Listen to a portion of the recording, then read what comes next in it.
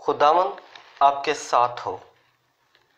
आज 16 अगस्त सन 2019 की सुबह की दुआ और चाय की प्याली में आपको खुशामदीद। लतूरियाई साल के मुताबिक आज की पहली तलावत मुकद्दस पालूस रसूल का खत रोमियो के नाम, उसका दूसरा बाब, उसकी पहली आयत मुबारका से लेकर 11वीं आयत मुबारका तक। आज का ज़बूर 62, उसकी दूसरी आयत मुबारका से लेकर तीसरी, फिर छठी आयत मुबारका से लेकर 7वीं और फिर 9वीं आयत मुबारका। आज की अंजील मुकद्दस मुताबिक मुकद्दस लूका, उसका 11वां बाब, उसकी 42वीं आयत मुबारका से लेकर 46वीं आयत मुबारका तक। आज की पहली तलावत में मुकद्दस पालूस रसूल हमें दर्स देते हैं कि आपने ऐब नहीं लगाना। ये एक कुदरती अमल है कि जब हम किसी की तरफ एक उंगली का इशारा करते हैं तो 4 उंगलियां जो है वो हमारी तरफ इशारा कर रही होती हैं। और यही मुकद्दस पालूस रसूल जो है वो हमें दर्स देते हैं कि अगर हम किसी पर ऐब लगाते हैं तो हम उस पर ऐब, तो जो ऐब हम उस पर लगाते हैं वही ऐब जो है वो हम खुद कर रहे होते हैं, जिसकी वजह से हम दूसरे पर ऐब लगाते हैं। अगर हम खुदावंद यीशु मसीह की तालीम का मुताला करें, हमारा खुदावंद यीशु मसीह, उनके जिंदा अल्फाज कुछ इसी तरह जो हमें दर्स देते हैं कि हमने ऐब नहीं लगाना।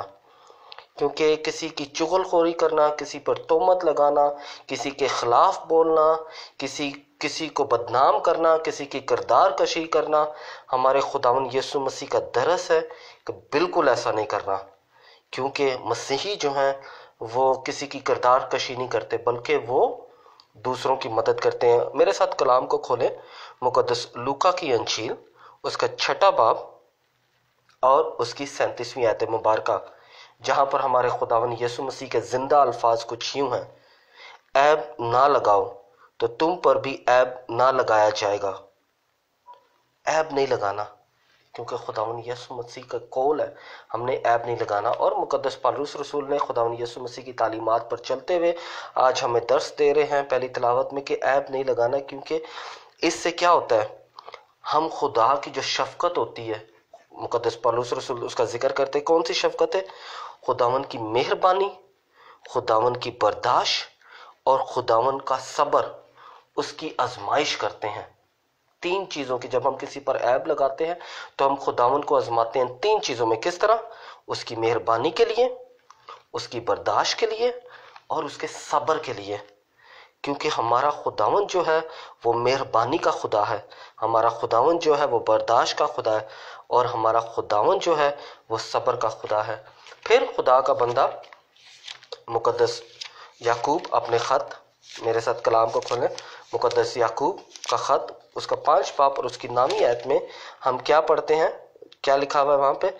ऐ भाइयों, एक दूसरे पर ना कुड़कुड़ाओ ताकि तुम पर फतवा ना लगाया जाए। देखो, इंसाफ करने वाला दरवाजे पर खड़ा है। हमारा खुदावंद यीशु मसीह दरवाजे पर खड़ा है। ऐब नहीं लगाना, किसी बहन भाई की चुगलखोरी नहीं करनी, किसी की किरदार कशी नहीं करनी। क्योंकि ऐब किसी की, जब हम किरदार कशी करते हैं तो हम खुदा की किरदार, यानी जो हम क्योंकि खुदा की छवि पर बनाए हुए हैं तो हम खुदा के ज़ात पर सवाल उठाते हैं, जो कि एक ऐब है, बिद्दत है। तो हमने किसी की ऐब जोई नहीं करनी। फिर आप मेरे साथ कलाम को खोलें, मुकद्दस पालूस रसूल का ख़त रोमियो के नाम, उसका 14वां बाब और उसकी 13वीं आयत। क्या लिखा 13वीं आयत में? इसलिए चाहिए कि आइंदा हम एक दूसरे पर ऐब ना लगाएं, बल्कि तुम ये तजवीज़ करो कि वो चीज़ जो ठोकर या गिरने का बाइस हो अपने भाई के सामने ना रखो। क्योंकि अगर हम किसी पर ऐब लगाते हैं तो हम उसके लिए घड़ा खोदते हैं, उसके आगे कोई ऐसी चीज़ रखते हैं कि ताकि उस पर ऐब लगाया जाए, ताकि वो खुदावन के फजल में ना बढ़ सके। तो इसलिए ऐब नहीं लगाना। अब ऐब से बचने के लिए हमने क्या करना है? क्योंकि हम शैतान हम पे हैवी हो जाता है। जब शैतान हम पर हैवी हो जाता है, क्योंकि हम खुदा का कलाम पढ़ते नहीं हैं। اگر ہم خدا کے کلام کو پڑھیں گے تو شیطان ہم پہ کبھی ہیوی نہیں ہو سکتا. خدا کے کلام کے مطابق زندگی گزاریں گے، شیطان ہمیں کبھی آزما نہیں سکتا. جب ہم اقدس یوکرس میں شرکت کریں گے تو شیطان ہمارا کبھی مقابلہ نہیں کر سکتا. اب یہاں پر ہم نے خداوند یسوع مسیح کے زندہ الفاظ ہیں. مقدس یوحنا کی انجیل اس کا 12واں باب اور اس کی 47ویں آیت میں کیا لکھا ہوا ہے یہاں پر؟ اگر کوئی میری باتیں سن کر ان پر عمل نہ کرے تو میں اس پر فتویٰ نہ لگاؤں گا، کیونکہ میں اس لیے نہیں آیا کہ دنیا پر فتویٰ لگاؤں بلکہ اس لیے کہ دنیا کو نجات دوں. جو مجھے حقیر جانتا ہے اور میری باتوں کا یقین نہیں کرتا، اس کا ایک فتویٰ لگانے والا ہے، یعنی جو کلام میں نے کیا ہے وہی یوم آخر میں اس کے لیے فتویٰ ہوگا. ہمارا خداوند یسوع مسیح کا حکم جو ہے، باتیں جو ہے، وہ زندگی بخش ہے. اگر ہم ان زندگی بخش کلام کو پڑھتے ہیں، اس زندگی بخش کلام کے ساتھ وقت گزارتے ہیں، اس زندگی بخش کلام کو اپنے اندر اتارتے ہیں، تو پھر کیا ہوتا ہے؟ ہم دوسروں کو ایک اچھی نظر سے دیکھتے ہیں، ہماری آنکھیں بدل جاتی ہیں، ہمارا دل بدل جاتا ہے. جب ہماری آنکھیں اور ہمارا دل بدل جاتا ہے تو ہم اپنے بھائی کو، اپنی بہن کو، اپنے رشتہ داروں کو، اپنے تمام عزیزوں کو، اپنے دوستوں کو، اپنے ساتھ کام کرنے والوں کو، ان تمام کو معاف کرتے ہیں جنہوں نے ہمیں دکھ پہنچایا ہوتا ہے. کیونکہ ہمارا خدا محبت کا خدا ہے، اور خدا نے ہمیں محبت کے لیے بلایا ہے، عیب لگانے کے لیے نہیں، محبت کے لیے بلایا ہے.